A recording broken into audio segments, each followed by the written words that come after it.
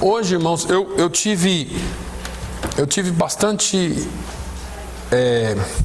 oportunidade essa semana de estar pensando nessa palavra e busquei de diversas fontes bíblicas sobre o que falar dentro de um assunto que eu já tinha no meu coração.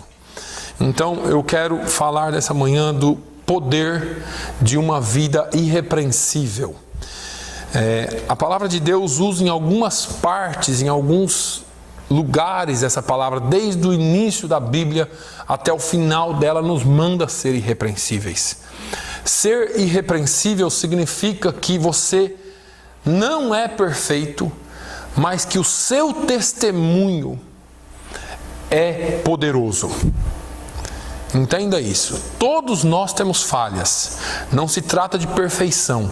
Se trata de buscar um testemunho poderoso diante de Deus e dos homens. Nós vamos aprender nessa manhã. Estamos baseados em 1 Tessalonicenses, no capítulo 2, no versículo de número 10. Primeira carta de Paulo aos Tessalonicenses, está lá depois de Colossenses, são as cartas paulinas, no capítulo 2 e no versículo 10, a palavra de Deus diz assim: vós e Deus sois testemunhas de quão santa e justa e irrepreensivelmente nos houvemos para convosco os que crestes. Vós e Deus sois testemunhas do modo porque, ou como, piedosa, justa e irrepreensivelmente procedemos em relação a vós outros, aqueles que creem. 1 Tessalonicenses 1:20, eu li em duas versões para ficar bem claro. Aqui eu quero ser assim rápido, não só lançar informação, nós vamos até conversar, se não der tempo de terminar não tem problema, mas eu quero falar de bastante coisa. Ficou meio extenso esse estudo aqui, talvez eu leve mais de um domingo para falar, mas eu quero que você preste atenção nisso. Aqui Paulo faz uma afirmação extremamente pesada e forte. Veja que ele convoca Deus como testemunha da sua santidade. E eu poderia parar aqui e não acompanhar mais nada aqui, a gente só bater um papo sobre isso. Porque existe testemunha da sua santidade? Eu estou falando para você agora, não responda, só pense. Existe testemunha ou existem testemunhas da minha santidade? Será que a nossa santidade ela só é aparente para as pessoas, mas nós jamais poderíamos convocar Deus para ser testemunha daquilo que nós pensamos, fazemos, falamos, fazemos em oculto e pensamos em oculto? Será que Deus pode ser testemunha minha hoje e dizer assim: esse homem aí pensa bem, fala bem, vive bem, testemunha bem, caminha bem? Será que nós podemos fazer isso? Convocar Deus como nossa testemunha? Agora, ainda assim, Paulo não vacila nem por um instante, mas ele até se orgulhou. E isso eu não quero tomar esse orgulho como um orgulho pecaminoso, mas a forma como ele disse, ele falou assim: olha, vocês crentes de Tessalônica, eu e os que estão comigo, os meus cooperadores, vivemos de modo irrepreensível diante de vocês e de Deus. Paulo não falou só em relação ao homem. A nossa conduta foi reta, foi pura, e Deus é testemunha do nosso procedimento santo. Mas tem uma coisa, vocês também são testemunhas disso, porque vocês viram que nós andamos de maneira santa e irrepreensível diante de Deus e de todos os homens. Paulo, ele não estava aqui se orgulhando de algo que ele não havia feito. Porque conclamar a testemunha de alguém, de vez por outra a gente fala assim: pergunta lá para fulano para você ver. Lembra? Talvez não tanto hoje, porque hoje a gente já é tudo maduro, né? Não precisa ficar se afirmando. Mas filho geralmente faz. Pergunta lá pro Samuel, pai, para você ver se eu não fiz. Pergunta lá, fica tentando afirmar, né? E aí a gente, às vezes, podemos até fazer isso. Mas será que eu e você temos a coragem de dizer assim, pergunta lá para Deus, para você ver o meu testemunho. Se Ele não é minha testemunha de que eu agi com santidade, com pureza e de modo irrepreensível diante de vocês. Talvez essa mensagem seja um pouco dura até para mim. Porque é muito certo que antes de eu trazer essa mensagem aqui, Deus foi falando comigo de uma forma tão poderosa. Agora, Paulo conhecia o segredo da sua eficiência como pregador da palavra de Deus. E ele conhecia o segredo da sua eficiência em levar as pessoas a Deus. Ele podia se apresentar ousadamente diante de todo ser vivente, diante de qualquer um, diante das potestades, dos principados, porque quem se apresenta diante de Deus como ele tinha condições de se apresentar diante de qualquer um e dizer: vivo diariamente sob o olhar atento de um Deus santo. Eu ando sempre como se os seus olhos, os olhos de Deus, santos olhos de Deus, estivessem sobre mim. E todos vocês são testemunhas disso. Paro mais um pouquinho aqui. Você ainda se lembra de que eu e você vivemos debaixo do olhar santo de Deus? E talvez seja o momento da gente parar e começar a fazer alguns questionamentos para nós mesmos. Esse olhar santo de Deus, será que Ele tem prazer em me ver? Ou será que Deus se entristece quando Ele olha para a minha vida? Será que tem algumas áreas ainda meio obscuras na minha vida? Será que eu estou lá como alguma igreja, a igreja de Éfeso, quando Deus fala assim: olha, tens guardado a minha palavra, no entanto tens deixado o primeiro amor? Será que tem alguma coisa que Deus fala, ou pode falar, ou achar em nós, que Ele fala assim: olha, você está indo até bem, eu sou testemunha sua, eu vejo o seu esforço, eu vejo o que você tem feito, mas tem uma coisinha aí, você tem isso que precisa ser mudado, você tem isso que precisa ser trabalhado. Eu quero hoje, irmãos, falar com você abertamente sobre essas questões, porque isso não é algo que atinge só você, atinge a todos nós. O apóstolo desejava que todo crente tivesse o mesmo poder que ele tinha em levar as pessoas a Deus. E é isso que me incomoda, é isso que me chama a atenção, é isso que eu questiono a Deus. E quando eu estava pensando nessa palavra sobre ser irrepreensível, eu fiz algumas pesquisas e eu tirei alguma boa parte dessa pregação de um estudo que o pastor David Wilkerson deu na sua igreja em 1993, o saudoso pastor David Wilkerson, um homem que ganhou uma geração nova-iorquina para Jesus, um homem que ganhou uma geração talvez um pouquinho antes de mim, um pouquinho mais velho que eu, nos anos 70, 80, para Jesus. Trabalhou com jovens drogados, e ele, um homem de palavra poderosa, que usava a Bíblia como sua diretriz. E portanto eu tomei a liberdade de tomar algumas anotações de um estudo seu, que eu peguei para ler. Aquele estudo falou muito comigo. Agora, Paulo, ele orava dia e noite para que todos os filhos de Deus fossem confirmados santos, irrepreensíveis e inculpáveis diante de Deus. Em 1 Tessalonicenses 3:13, ele ora a fim de que seja o vosso coração confirmado em santidade, isento de culpa, na presença do nosso Deus, na vinda do nosso Senhor Jesus Cristo com todos os seus santos. Eu quero compartilhar com você a descrição que Paulo faz de uma vida irrepreensível e do poder que uma vida irrepreensível tem. Paulo explica aqui claramente o que é ser ou o que é ter uma vida irrepreensível.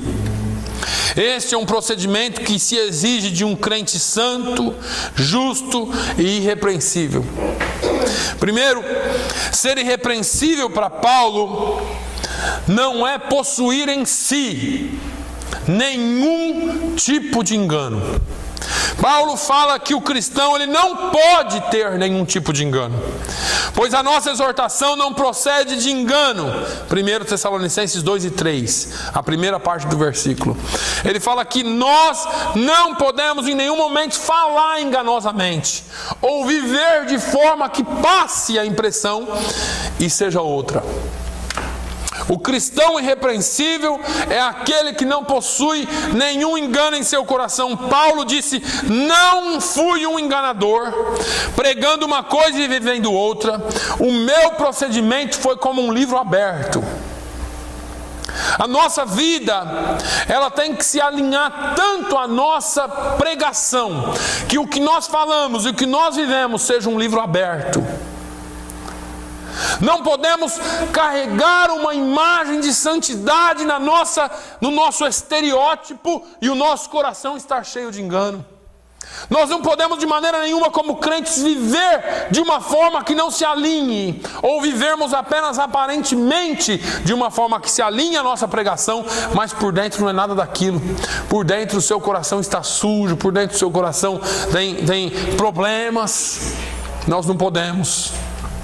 Contudo, ele avisou aos crentes lá em Coríntios de que certos homens viriam declarando ser apóstolos. E isso é o que eu estou falando aqui. Pessoas que pregam uma santidade, vivem até aparentemente uma santidade, mas depois de um tempo se descobre alguma coisa ou aparece algum podre na vida dessas pessoas. Ele disse lá em 2 Coríntios 11, 13: essas pessoas se vangloriam de serem como eu sou, sem culpa. Dizem: sou apóstolo designado por Deus. Mas tais homens são falsos apóstolos, obreiros fraudulentos, transformando-se em apóstolos de Cristo, ou parecendo apóstolos de Cristo. 2 Coríntios 11 e 13. São homens que pensam ou que enganam de tal forma que todo mundo pensa que eles são homens de Deus.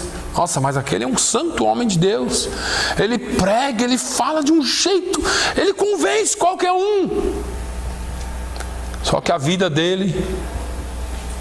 Eu ouvi um pregador falando essa semana que Jesus não morreu na cruz para você comprar um avião de 60 milhões de dólares. Jesus não morreu na cruz para você morar numa mansão de 20 milhões de dólares. É pecado isso, pastor? Dependendo de quem é pecado sim. Porque o cara não é empresário, o sujeito não tem companhia, o sujeito não tem nada, ele só prega o evangelho. Eu nunca vi o evangelho render tanto dinheiro assim. Se o cara tem as empresas dele, as companhias dele, eu quero mais é que ele seja bilionário e seja dizimista. Mas acontece que as pessoas estão vendo um evangelho fraudulento. E aí nós nos questionamos por que a gente não vê tanta gente na igreja quando se prega a palavra pura. É claro que isso não pode ser uma desculpa para nós pararmos de pregar a palavra com pureza. As igrejas que estão superlotadas, abarrotadas de gente hoje em alguns lugares, infelizmente é porque pregam coisa que o evangelho não é. As pessoas vivem da sua própria concupiscência. Paulo disse: não se consegue falsificar um caminhar irrepreensível. A minha mensagem vai diretamente à consciência dos homens, porque vivo a verdade que prego. É interessante, eu vou abrir aqui um outro parênteses. É interessante que lá em Atos 6, se você quiser pegar aí, deu um probleminha lá na igreja. As viúvas helenistas, ou as viúvas grego-judaicas, elas chegaram nos apóstolos e falaram assim: olha, nós estamos sendo discriminadas, porque quando eles vão distribuir a comida aqui, eles dão mais para as judias puras do que para nós. E aí os apóstolos falaram assim: olha, vocês então vão fazer o seguinte, nós não podemos, porque nós vamos ficar no ministério da oração e da palavra, mas vocês, pessoal, vai escolher entre vocês 7 homens Versículo 3 aí, pega aí, no 3 ou no 4 para mim. Fala no 3 para mim, irmão Manuel. 6 e 3. Atos 6 e 3. 6 e 3. Escolhei, pois, irmãos, dentre vós, 7 varões de boa reputação, cheios do Espírito Santo e de sabedoria, aos quais constituamos sobre este importante negócio.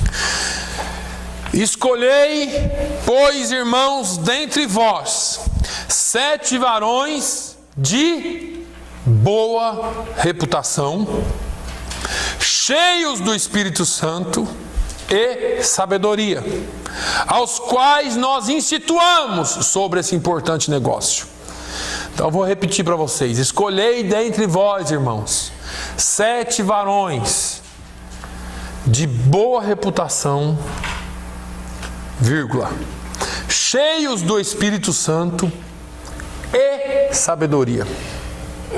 Por que é que Paulo colocou nessa ordem? Ou Paulo não, por que que o escritor aos Atos aqui, o escritor dos Atos dos Apóstolos, o Lucas, colocou essa ordem aqui?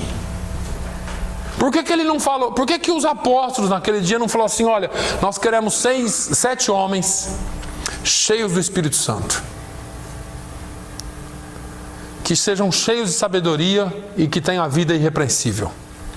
Por que que ele não colocou primeiro cheio do Espírito Santo? Está vendo o que Paulo falou aqui, ó? 2 Coríntios 11, 13, que nós acabamos de ler aqui, eu li numa versão mais simplificada. Eles se vangloriam de serem como eu sou, sem culpa. Dizem: sou apóstolo designado por Deus, mas tais são falsos apóstolos. Depois Paulo fala no capítulo 4 e no versículo 2, ele fala assim: não se consegue falsificar um caminhar irrepreensível. Eu anotei capítulo 4, versículo 2, eu acho que é de Tessalonicenses, viu? Eu só vou conferir aqui porque eu peguei, e na hora que eu estou fazendo 4 e 2, não. Versículo 4, capítulo 4 e 2. Pode ser 2 Coríntios. Não importa, mas deixa eu falar para vocês. Porque... Sim. 2 Coríntios 4 e 2. Antes rejeitamos as coisas que por vergonha se ocultam, não andando com astúcia, nem falsificando a palavra de Deus, e assim nos recomendamos a consciência de todo homem na presença de Deus pela manifestação da verdade. Fala aqui da falsificação da palavra. Veja que é importante que a gente entenda que não se consegue falsificar um andar irrepreensível. Por que que no capítulo 6 de Atos ele fala assim: olha, que sejam irrepreensíveis ou de boa índole? Por quê? Porque se ele falasse assim, que sejam cheios do Espírito Santo, tem gente que você olha, parece que ele é cheio do Espírito Santo, não é? Tem pregador que você vê aí que você fala: meu Deus do céu, chega a arrepiar de ver. O sujeito tem o dom da palavra, o sujeito tem o dom da oratória. Ele fala de forma que ele leva o povo até chorar, arrepiar, deitar, pular, gritar, falar em língua. Ele faz um palco, uma cena que eu não estou dizendo, irmãos, que não tem gente cheia do Espírito Santo que faça coisas assim. Quem sou eu? O que eu estou falando é que esse tipo de coisa pode ser falsificado. Agora, vida irrepreensível não. Porque eu já vi, e eu admirava muito um sujeito, ainda admiro. Ele tem um conhecimento bíblico tremendo, tremendo. Admiro o conhecimento bíblico dele. Lá no Brasil, ele está lá. Aí quando eu cheguei aqui, eu conheci uma pessoa que conhece ele daqui. E deu um testemunho triste dele. E uma coisa ligada ao caráter, à honestidade. E eu oro a Deus para que ele tenha se arrependido e feito certo. Tomado a decisão certa na vida dele. Mas veja bem, não mancha. Aquilo que você pensava da pessoa não fica manchado. Puxa, eu pensava tão bem dessa pessoa. Os apóstolos E principalmente o apóstolo Paulo, quando escreve a Timóteo e depois a Tito, dando as características de um bom obreiro, do bispo, do pastor, do presbítero, do diácono, a primeira palavra na lista é irrepreensível. Não é cheio do Espírito Santo, não é cheio de dom, não é cheio disso, cheio daquilo, não. Irrepreensível. E isso é muito importante que nós saibamos, porque todas as outras demais características da lista conjugam nela. Porque o homem que é irrepreensível, ele é marido de uma só mulher, ele segura a língua, ele não é iracundo, ele não é avarento, porque ele é irrepreensível. A gente precisa entender que existe algo aqui. Deus, Ele olha o seu e o meu caráter, a minha e a sua conduta, antes de ver se você fala a língua, se você profetiza, se você é isso, se você é aquilo. Seja irrepreensível. Então, a palavra de Deus nos mostra aqui que ser irrepreensível não é possuir nenhum tipo de engano. Não é pregar uma coisa e viver outra, não é falar uma coisa e fazer outra, não é falar alguma coisa bonita aqui em cima, mas o coração está cheio de engano. Agora, ser irrepreensível também significa não tocar qualquer coisa impura. 1 Tessalonicenses 2 e 3, Paulo ainda continua: a nossa exortação não procede, ele fala aqui em primeiro lugar de engano, e depois ele fala de impureza. Não procede nem de engano e nem de impureza. E a ênfase de Paulo aqui nessa palavra, irmãos, de impureza, não é a impureza que era citada na lei, sobre animal morto, gente morta, nada disso. Ele está falando aqui de uma coisa que é bem comum nos nossos dias: a sensualidade e a lascívia. O que é isso, pastor? Ele diz: nenhuma palavra impura saiu da minha boca, a minha conversa foi pura, proveniente de um coração puro. Paulo tinha seu corpo sob controle. Nenhuma paixão carnal o impulsionava, nenhum espírito de cobiça, de fornicação, nenhum pensamento errado possuía a sua mente. Ele era um homem livre. É interessante que eu já disse aqui, porque as pessoas falam assim: ah, não, esse negócio de ser crente é muita lei, é muita coisa, é muita exigência. Eu sou livre, eu gosto de ser livre, porque eu posso fumar, beber, usar droga, sair com quantas mulheres eu quero, com quantos homens eu quero, eu posso ir para a festa, eu posso fazer isso. Nós também podemos. Quem foi que falou que você não pode? Você é maior de idade, você faz o que você quiser. A nossa diferença é a escolha. Ser livre não é fazer o que quer, é poder escolher fazer o que quer. Fala para mim, o cara que é viciado, ele pode escolher largar hoje? Ele pode, mas ele consegue largar? Viciados geralmente precisam de um tratamento para largar, né? E viciado em qualquer coisa, bebida, cigarro, outras drogas, qualquer coisa precisa de um tratamento. E você?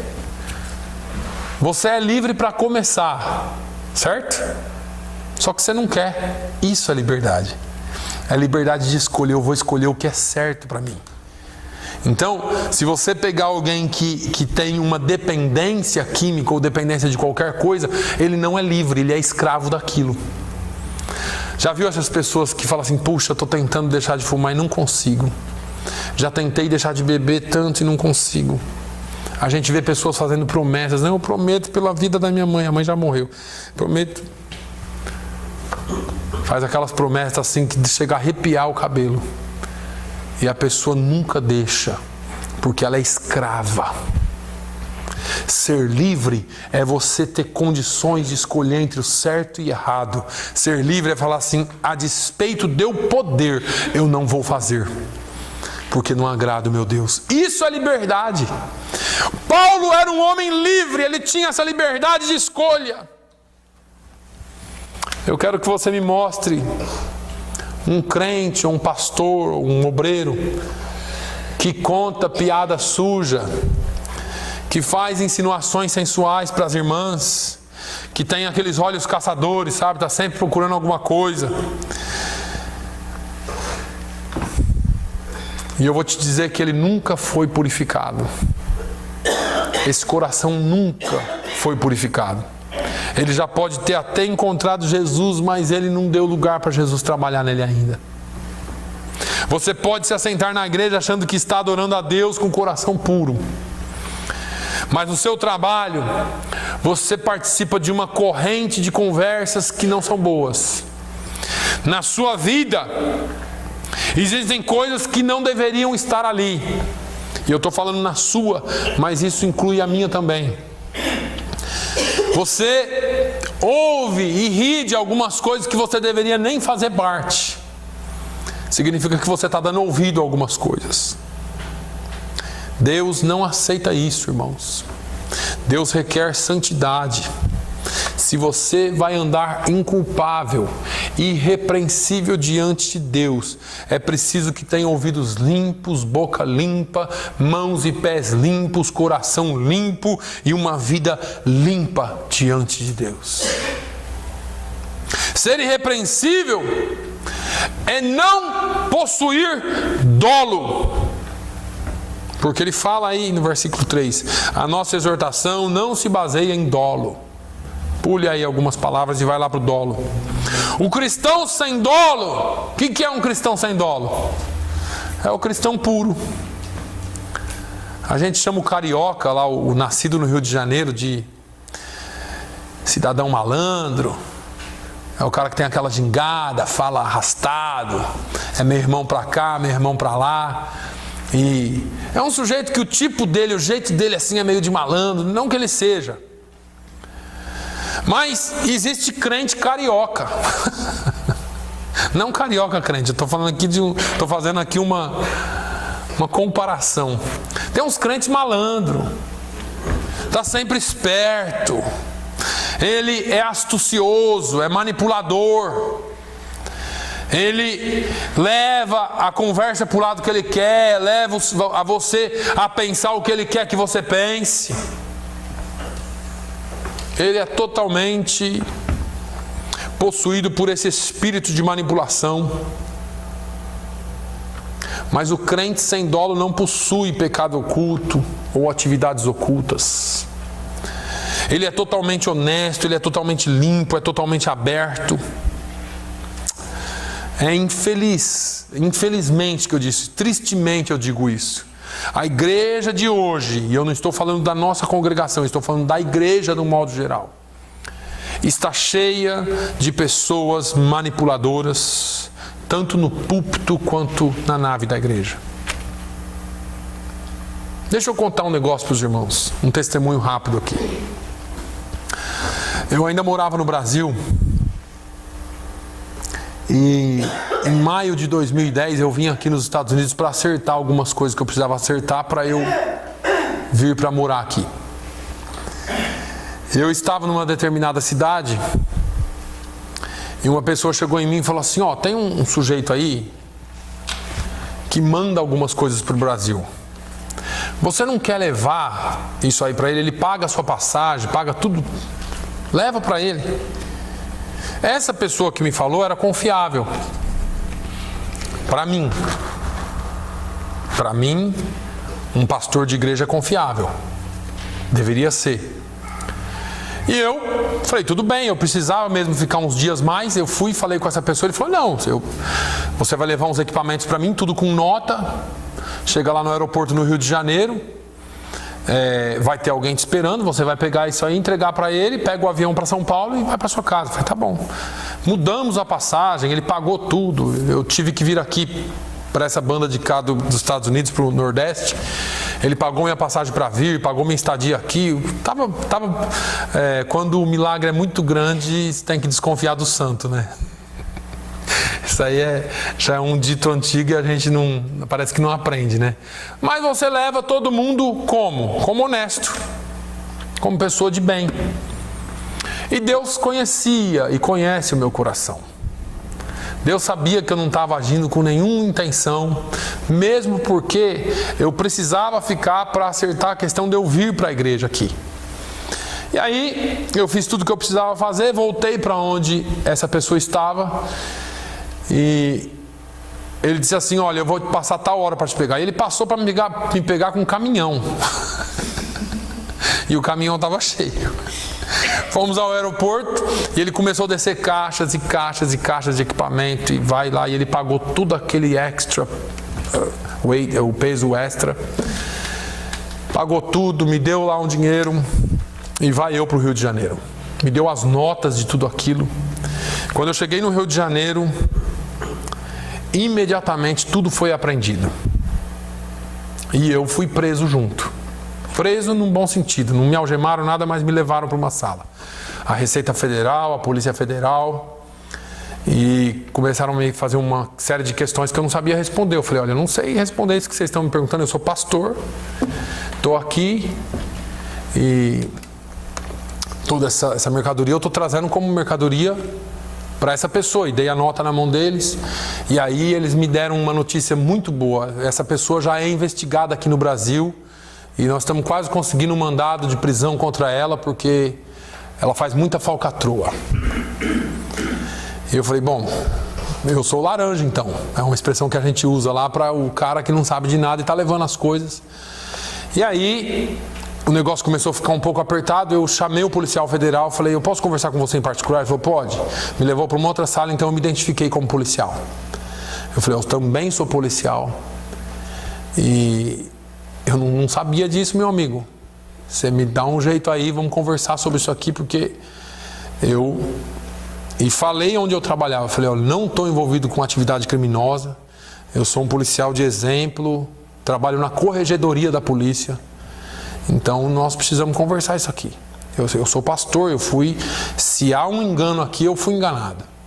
Ele percebeu que eu estava falando a verdade, então nós fomos lá, acertamos com a Receita Federal e ficou acertado assim, bom, tem uma multa, irmãos, um dinheiro que eu jamais teria no bolso. 20, 30 mil reais na época, como se fosse 10 mil dólares agora. Ele falou, tem essa multa, para você tirar só tem um jeito de você não se complicar aqui, ele disse. Você tem que tirar essa mercadoria daqui. Para você tirar essa mercadoria daqui, você tem que pagar o imposto dela agora. Porque se ela ficar aqui hoje e eu tiver que preencher tudo, o seu nome vai. Isso iria me trazer prejuízos enormes na minha vida como policial e até na minha vida, manchar a minha vida. Eu falei, tudo bem, então eu vou usar o telefone. Peguei o telefone e liguei para essa pessoa que eu já tinha o número que estaria esperando lá. Eu falei, olha, deu um problema aqui, eu preciso que você me traga 10 mil dólares agora para pagar essa multa. Ele falou, tudo bem. 5 minutos depois ele estava lá com 10 mil dólares para pagar a multa. Ou seja, eles sabiam tanto da falcatrua que eles estavam fazendo que ele já tinha tudo preparado se desse errado. E eu inocentemente tinha caído nessa história, porque alguém dentro da igreja usou de engano e de dolo. Sabia que estava errado, mas não me falou que era errado. Porque se eu soubesse que era errado, eu nem tinha começado. Você arruma outro para levar para você. E aí, aquilo eu perdi o voo para São Paulo, me atrasou quase o dia todo. E aí, ele pagou aquilo lá e eu saí de lá e fui para minha casa. E enquanto eu estudava isso aqui, esse versículo, isso veio no meu coração. Como as pessoas, tanto nos púlpitos quanto nos bancos das igrejas, ainda tem pessoas com o coração enganoso. Como as pessoas ainda se deixam, por causa de dinheiro, por causa de poder, por causa de algumas coisas, se permitem ser usadas por Satanás para prejudicar vidas e ministérios. Tem pessoas que nunca mais pisam dentro de uma igreja porque foram enganados por alguém de dentro da igreja. Por besteira. São pessoas que têm o coração manchado. Essas pessoas trabalham para que as coisas sejam feitas à sua maneira, não através do poder ou da orientação do Espírito Santo, mas através da esperteza das suas mentes e dos seus corações. Esse pastor é um trouxa, eu vou usar ele para fazer isso. Esse irmãozinho aí é bobo, eu vou usar ele. Eu dou um jeito aqui, manipulo daqui, manipulo dali, ele vai fazer exatamente o que eu quero. Não se esqueça que os olhos de Deus estão sobre nós, sobre todos os moradores da terra, o tempo todo. É melhor você ser honesto, irmão. É melhor você falar assim, não dá para mim.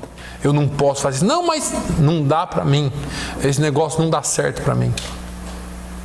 É melhor você fazer as coisas do seu jeito e do jeito que o Espírito Santo coloca na sua vida para fazer através da palavra de Deus, do que você manipular alguém ou fazer de forma que vai trazer prejuízo para a sua vida e para a vida de alguém.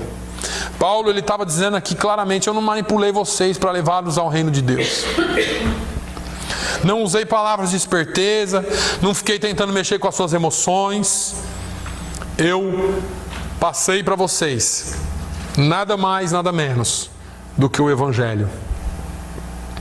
Vocês conhecem esses pregadores que eles mexem com emoções das pessoas? Vai dar certo, não, você tem que confiar, vai dar, receba hoje a sua vitória, é sua. E de maneira irresponsável eles pregam de uma forma que mexe com a emoção das pessoas, só que não há mudança na vida das pessoas.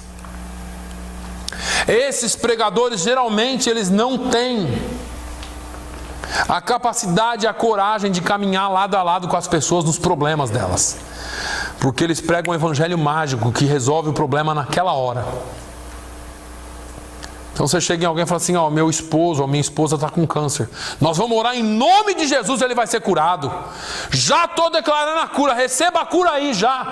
Só que você nunca mais vê a cara dele, ou toda vez ele tem uma desculpa para te dar, do que ele falar assim, não, vamos enfrentar, se Deus quiser ele vai curar, se ele não quiser, para a glória dele também, vamos lá, todo mundo vai morrer, irmão, não pense que Deus vai sair curando, ninguém é eterno, já falei isso aqui várias vezes. O próprio autor de grande parte desse estudo que eu estou dando aqui, o pastor David Wilkerson, morreu num acidente de carro há poucos anos atrás aí, de maneira trágica. Pastor, homem de Deus, Deus tirou a vida dele assim, ó. Por que Deus fez isso? Porque ele tem que morrer e vai ter que ser de algum jeito. Não importa se é câncer, tiro, acidente de carro, seja lá o que for. Pastor Valdir Bíssigo, no Brasil, um homem de Deus. O sujeito chegou para assaltar ele na frente da casa dele, deu um tiro, morreu. Nossa, mas pastor, morreu assim de forma trágica. É, porque tem que morrer. E não importa, irmãos. É melhor você morrer, seja lá de que forma, do que você envergonhar o nome de Jesus e o seu Evangelho. Nós não estamos aqui para questionar como morreu. Morreu porque parou de alguma forma. A forma que Deus usou, permitiu, não importa. O importa é como vai ser daqui para frente. Ele vai para a glória ou vai lá para o inferno? Nós precisamos entender isso. A igreja não pode ser manipulada por um evangelho cheio de emoções. E eu não descarto a emoção, porque senão Deus não teria dado a emoção para nós. Pode chorar na igreja? Pode. Pode rir? Pode. Pode se alegrar? Pode. Pode dar glória a Deus? Pode. Pode bater palma? Pode. Nós não podemos viver só disso, porque a vida ela tem que ser real. Quando o negócio é sério, o negócio é sério. Não se brinca com emoções das pessoas. Tem gente que chega na igreja destruído, acabado, e o pregador fica com receba a sua vitória, receba.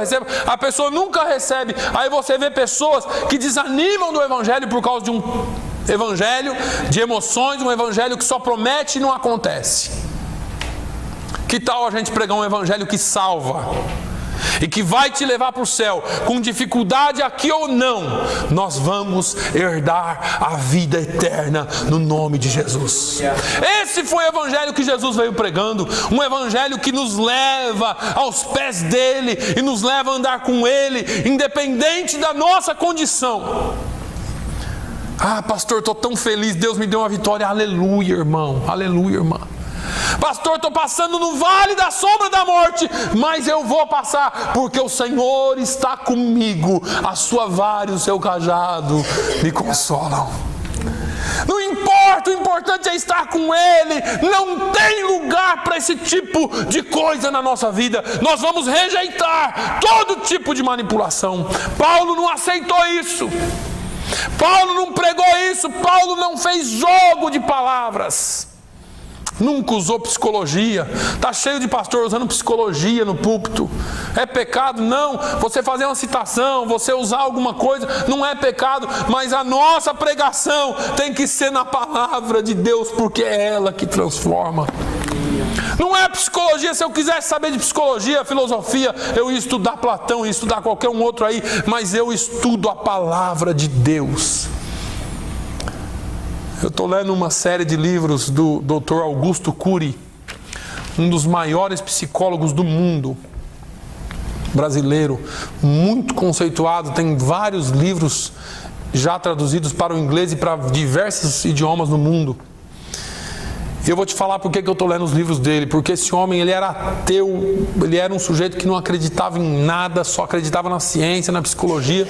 E um dia esse negócio de Jesus incomodou tanto ele que ele falou: vou estudar Jesus segundo a psicologia. Ele começou a estudar a mente de Cristo pela Bíblia. Só que ele não aguentou, porque a palavra de Deus transforma o homem. E ele aceitou e se rendeu aos pés de Jesus. Hoje ele só escreve livros sobre Jesus. Livros baseados na psicologia de Jesus e na palavra de Deus. E são coisas incríveis que realmente transformam e nos ajudam. Agora, nós não podemos aceitar esse joguinho. Vai dar, vai vencer, vai ser vitorioso, vai sim. Jesus disse: o nosso ou o vosso descanso não é aqui. O vosso descanso é lá no céu. No mundo tereis aflições, mas tem de bom ânimo. Por que nós temos bom ânimo? Porque Ele está conosco e Ele venceu o mundo. Irmãos, você vai entrar numa disputa. E aí, tem algumas pessoas ali com as quais você vai poder ser parceiro. E alguém vai definir isso. E eu vou voltar alguns anos atrás, lá no Brasil e no mundo, no cenário mundial. E você vai entrar numa corrida de Fórmula 1. Você nunca dirigiu um carro, você nunca pilotou um carro. Mas é um carro especial para 2 lugares, esse eu estou criando ele agora. Um carro de Fórmula 1 para 2 lugares. E aí vem lá e fala assim: Manuel, você vai correr com a Mariazinha. Mariazinha nunca entrou num carro de Fórmula 1. Alzira, você vai correr com o Zequinha. A Alzira pega o Zequinha também, que nunca viu um carro de Fórmula 1, nem na televisão, não sabe nem o que é aquilo lá. É uma nave espacial. Cindy, você vai correr com Ayrton Senna. Ayrton Senna foi o maior corredor de Fórmula 1 de todos os tempos. O sujeito que deu cara nova para a Fórmula 1. O que você faz, Cindy? Você dá pulo dessa altura. Você fala: ganhei. Eu estou correndo com o campeão, com o cara que ganha em qualquer circunstância. Jesus falou assim: olha, no mundo tereis aflições, mas tem de bom ânimo. Você pode pular dessa altura hoje e dar glória a Deus, porque você tem Jesus. Ele diz: eu venci o mundo e vós também vão vencer, vocês também vão vencer, porque vocês estão com cabeça, com o sujeito que é tudo em todos. Ele venceu todas as coisas por nós. Eu fiz essa analogia aqui de Fórmula 1 porque se eu tivesse que correr com o Ayrton Senna, eu já ganhei. Agora a gente tem Jesus no nosso barco. Jesus é o Criador de todas as coisas. E às vezes a gente fica assim: eu não sei se eu vou vencer não. Ô vida, ô céus, me ajuda aqui que eu faço agora. Mas você tem Jesus. Ele é campeão, Ele venceu. E você pode se proteger e se apegar nele, porque você vai vencer.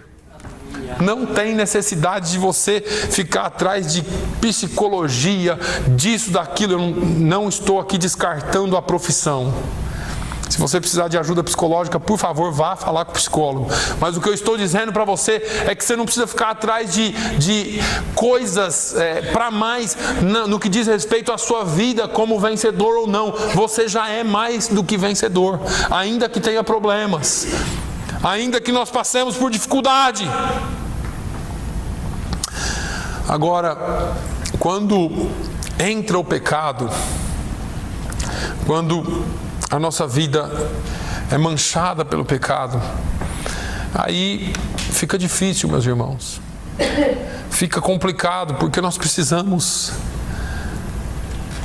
entender.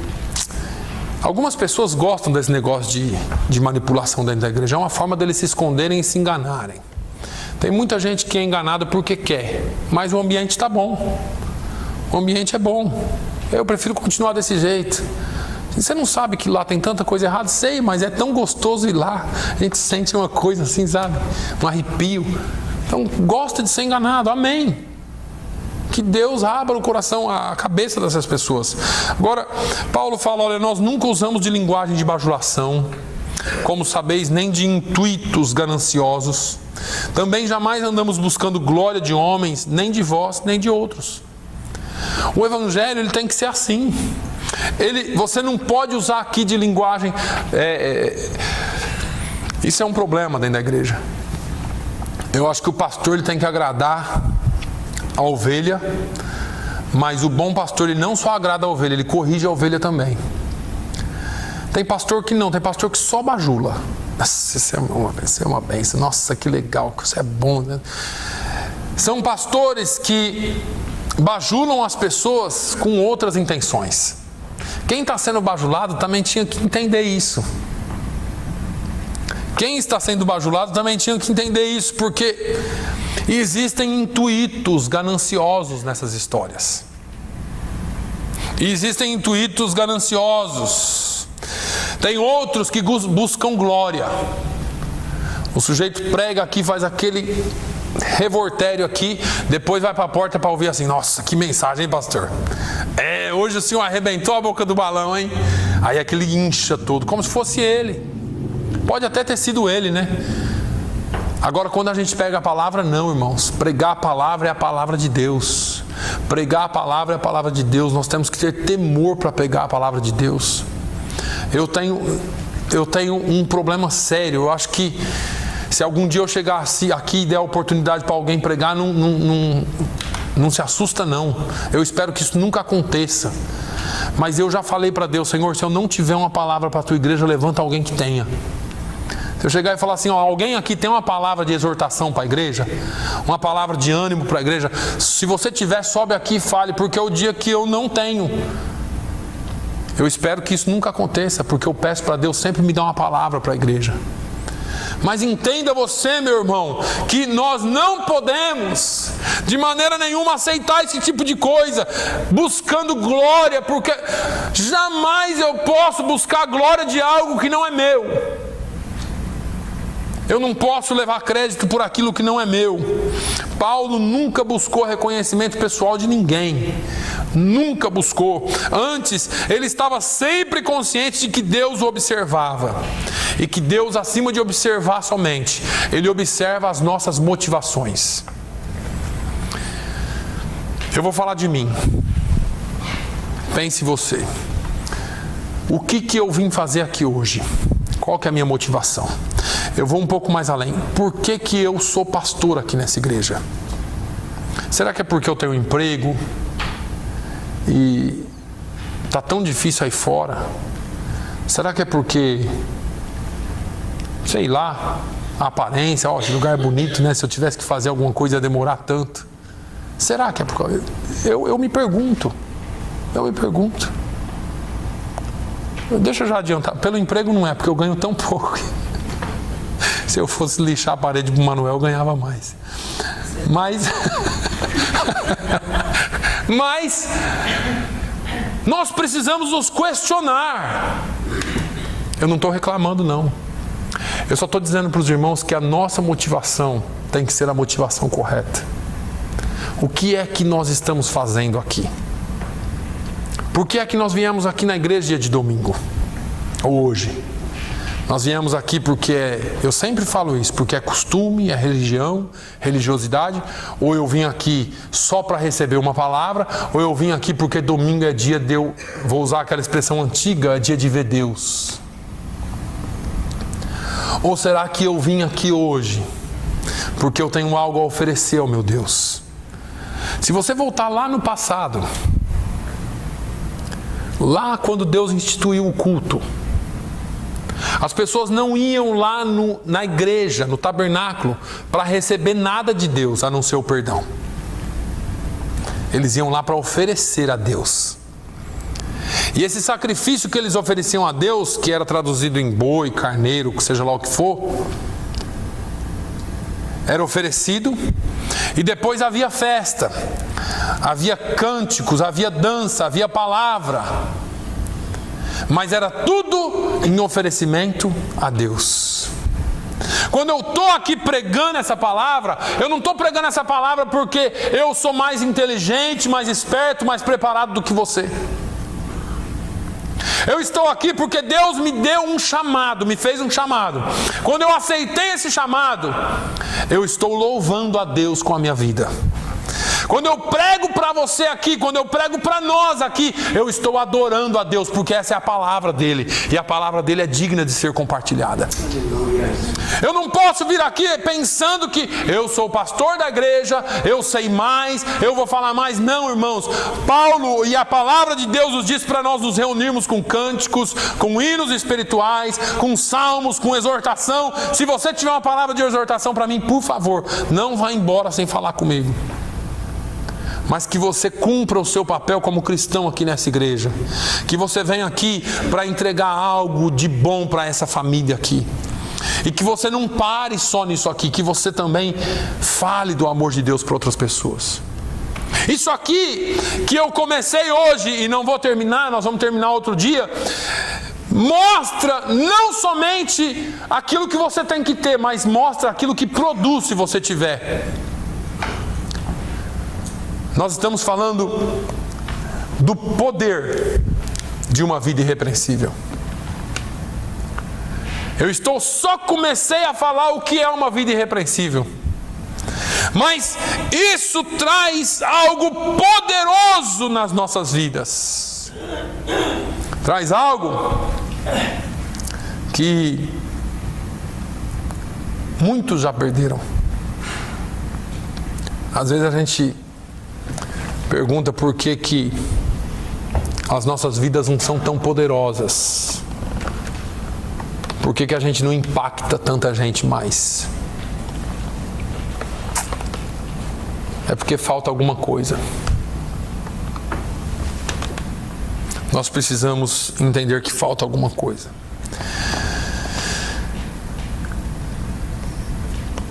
Paulo sempre se absteve de qualquer aparência do mal. 1 Tessalonicenses 5:22. E ele ensinou isso. Fugir da aparência do mal. Vivia como se Jesus estivesse para voltar naquela hora. A gente que fala muito em volta de Jesus, né? E fala aqui, sai daqui, esquece. Mas Jesus pode voltar a qualquer momento. Há muitas pessoas que poderiam satisfazer todos esses padrões de comportamento. Independente da corrupção da geração, ainda há pessoas que não manipulam e não são impulsionadas pelos pecados que contaminam.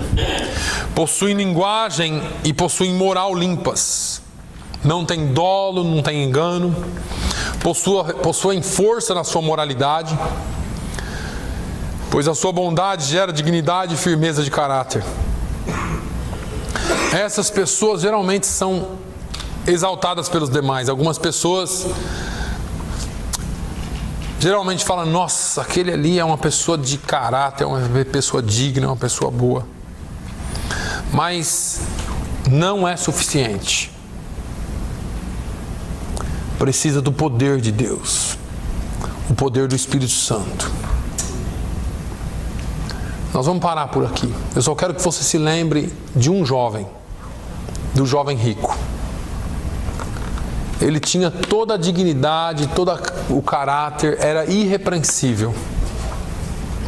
Mas a palavra de Jesus afastou ele para longe. Porque a despeito dele seguir a lei, o coração dele estava contaminado. Faltava algo nele. Nós precisamos de algo mais. Nós precisamos de vida irrepreensível. Mas nós só teremos uma vida totalmente irrepreensível pelo poder do Espírito Santo em nossas vidas. Amém? Eu vou continuar esse estudo. Nós talvez continuemos até acabar. Mas eu quero que você entenda que ser irrepreensível E você precisa prestar muita atenção nisso. Não é para você. O alvo final não é você ser glorificado.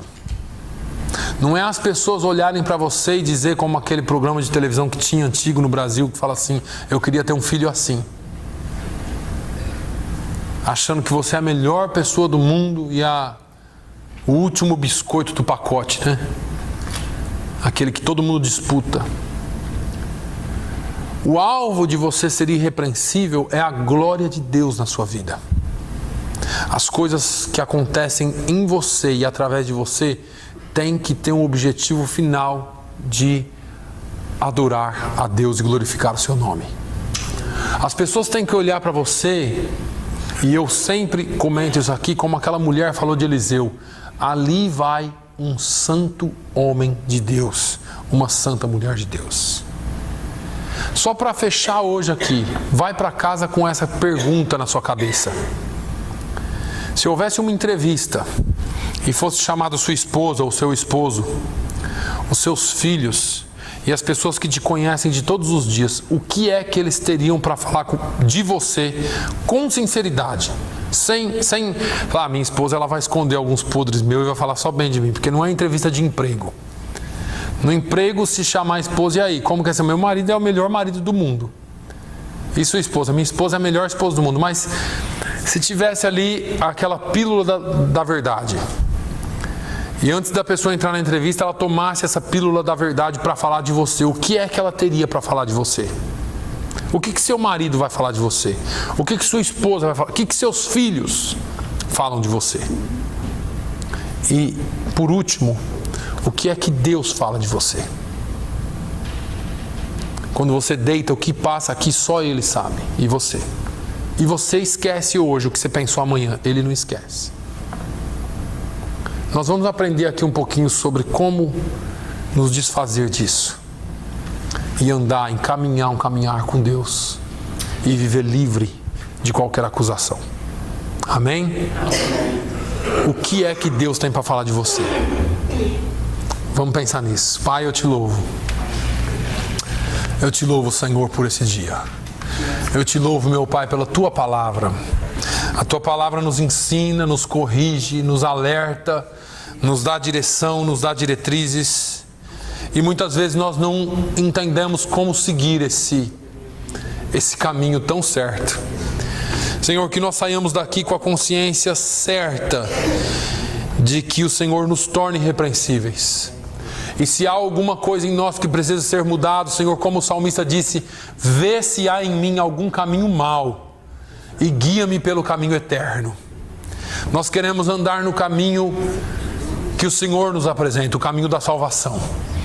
A porta estreita, o caminho estreito, que apesar de ser difícil trilhar, é o caminho que o Senhor preparou para nós, porque Ele nos leva à salvação. Pai, no nome de Jesus, nos leve em paz, nos dê um domingo abençoado, nos dê uma semana abençoada, que o Teu nome seja sempre glorificado através das nossas vidas. É o que eu te peço no nome de Jesus. Que o amor de Deus, a graça do nosso Senhor e Salvador Jesus Cristo, a comunhão e a consolação do Espírito Santo, seja sobre todo o povo de Deus hoje e sempre. Todos digam amém.